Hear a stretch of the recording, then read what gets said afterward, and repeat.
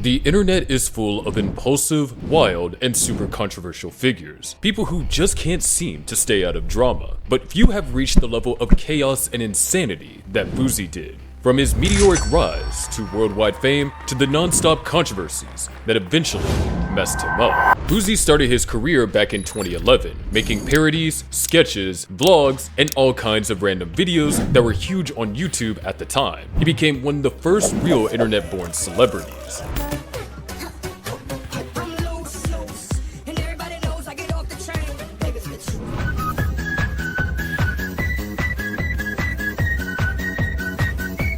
In this type of content, one of the main reasons Fousey built his first big fan base was by incorporating his ethnicity and Muslim religion as a theme in his videos. Adding to this, a strange obsession with the rapper Drake. I'm so proud of you. I hope no one heard that, cause if they did, we gon' be in some trouble. At this stage, he gained a decent amount of popularity, but his first real massive boom wouldn't come until 2014, when he started posting prank videos. It's like, what do you gotta do out here to get a girl's number? They're all hella shady. Excuse me. What are you doing, man? We're just eating some pizza, y'all. Man, what the What? His fame would last until, because of his content, he would also face his first controversy. The person who was the victim in his video, the Uber prank, would later reveal that the video was entirely staged and fake, with him being an actor paid by Fousey. Hey, I'm Shane Barbera. I was in FouseyTube's Uber prank. It's fake. $30 to be in a video for like 30 minutes. Cool. They wanted the guy with a face in a car. Also, the victim from his scary pizza delivery prank would also come forward, confirming that they were another actor paid by the YouTuber. While today, this wouldn't surprise anyone, back then, YouTube was in chaos, with fans getting really angry at Fousey for faking his videos. On top of that, other incidents would slowly contribute to his complete downfall, and little by little revealing the true personality behind the Fousey character. Everybody did fake pranks back then when I exposed them, but guess who the only person who had the balls to say it was prank? Me. Everybody else. His was our fake, but ours are real. At this point, you would think that Fousey's career would be over, and the story would end right there. But surprisingly, his fan base stayed shockingly high, even with the moments and all the controversy he was going through. He even ended up doing cameos in a bunch of movies.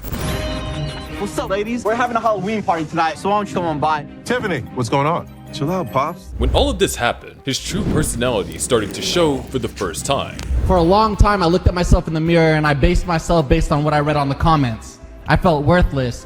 I felt ugly. I felt gay. I felt that Behind the image of someone confident and put together was a deeply fragile person with an enormous ego, one that would push him to self-destruct over and over again. And while this was shocking at the time, it would soon become a reoccurring theme in Fousey's life. In early July of 2014, Fousey made a shocking announcement. He claimed that on the 15th of that month, he was organizing a massive event where rapper Drake would make an appearance. Yo, Drake, July 15th is gonna change the world. I promise to have more eyes on this event than the president does on our country.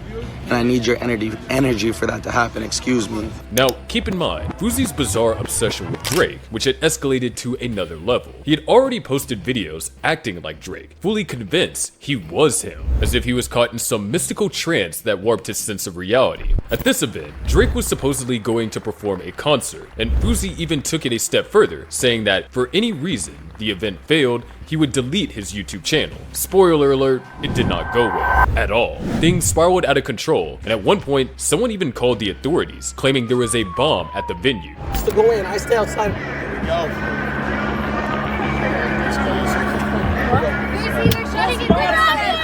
The whole thing sent Fousey into a full-blown emotional crisis, a total mental breakdown. I have bipolar and depression. That what you put into my head made me want to kill myself! After this, his moments of chaos and erratic behavior would keep happening. It would later be revealed that he had a deep addiction to sex workers, pornography, and happy ending massages. I used to be addicted to massage parlors, still am. Still today. Yeah. After this series of controversies and losing all his fortune due to his addictions, Fousey would disappear from social media for a while. When he returned to the public eye, completely clueless about how to get back to fame, he tried pretty much anything he could think of, from boxing matches to even trying to create a sort of crib show, which he ended up canceling after just a few episodes, but with no success in any of his attempts. His real big comeback would happen in 2023, when he started doing live streams on Twitch. In my opinion though, that's not right, because we're talking about Fousey, a person with mental instability bigger than the Empire State. He has an ego and a constant habit of self-sabotage that leads him to create embarrassing and truly terrible moments, completely unaware that his own actions are the ones pushing him deeper and deeper into his downfall. One of the most well-known moments of this kind happened at an airport where he was involved with a girl who was extremely drunk. Can I send them a picture of me and you kissing? Another controversial moment that happened on stream was when in a hotel room in Las Vegas where he was staying, he swatted himself on stream. That is, he called the authorities claiming that he was in danger and that his life was at risk. There's a gun to my head right now. There's a gun to my head. Oh, ma'am, he left. When authorities arrived at his hotel room, they arrested him on the spot. However, he was eventually taken to a mental health facility due to his mental issues. A while after his arrest, Fousey returned to social media, this time with a massive deal with Kick, under the condition that he stayed out of controversies and avoid causing any, as well as maintaining a controlled and calm demeanor. Surprisingly, he couldn't live up to that. In addition to getting back into streaming, Fousey announced he was launching his career as a rapper. He also hired a technical team to help him produce his live streams, but that didn't go well either, as he ended up getting into a huge fight with them, treating them like complete trash. You tried out. You failed. Go home. Work out with me on Sniper Panda or whatever Z-listers you worked with before me, and then come back when you're ready. You don't got it yet.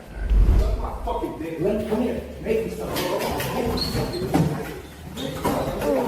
Really?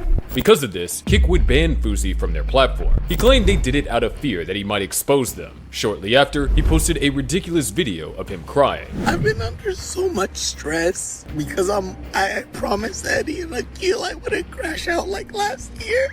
On top of all these aggressive behaviors towards the people who work for him and care about him, there were also several moments captured on stream where he was seen verbally attacking his therapist. Susie, when the stream goes down, let Yousef walk out and see us laughing and flirting with each other, okay? He was also aggressive with fans on several occasions. No, don't touch my camera. Don't touch my camera. I'm in your city. Six side. Still, despite everything that had happened, Fousey would return to streaming on Kick, only to be banned once again shortly after. This time, it was the CEO of the platform himself who personally banned him, after Fousey said he was planning to unsubscribe from life on stream. Look at my eyes, I'm gonna live. Kick.com/Fousey. Done.